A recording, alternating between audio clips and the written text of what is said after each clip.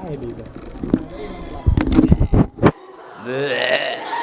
Sekarang lanjut, kelompok berapa yang belum? Satu lagi. Sudah, sekarang kelompok 6. Tuh. Lagi ya. Satu. Kelompok 6. Assalamualaikum warahmatullahi wabarakatuh.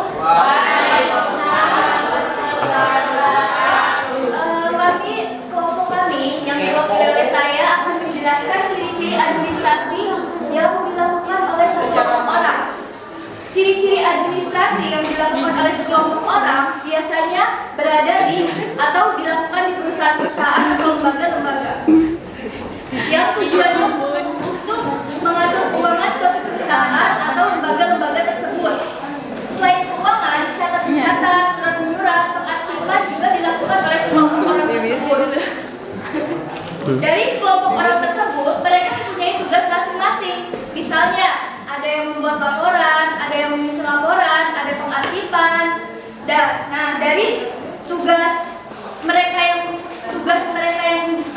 yang mereka emban atau tugas yang mereka kelola, mereka mempunyai satu tujuan yang sama, yaitu untuk memajukan perusahaan atau lembaga tersebut atau untuk mencapai tujuan yang lebih baik untuk perusahaan tersebut. Nah, dari semua tugas yang dikerjakan akan menghasilkan suatu pekerjaan yang baik, rapi, tersusun, secara cepat, tepat, mudah, dan jelas.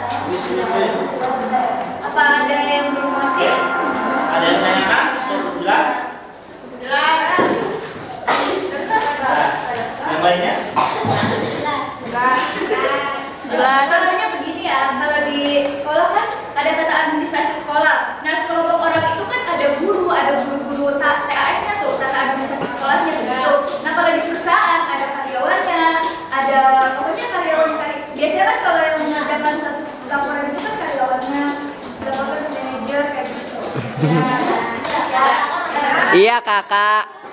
Sekian presentasi dari saya.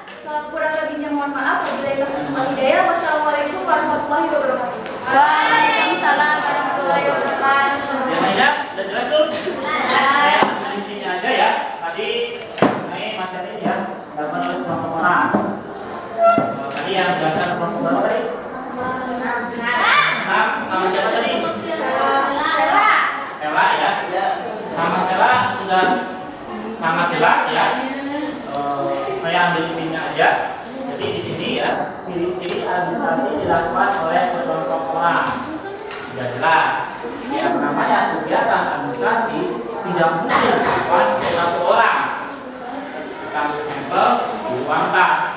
Bayang, kalau di ruang kelas itu yang terjadi cuma satu orang, ya, pasti merepotkan, ya, merepotkan dan nggak bakalan selesai.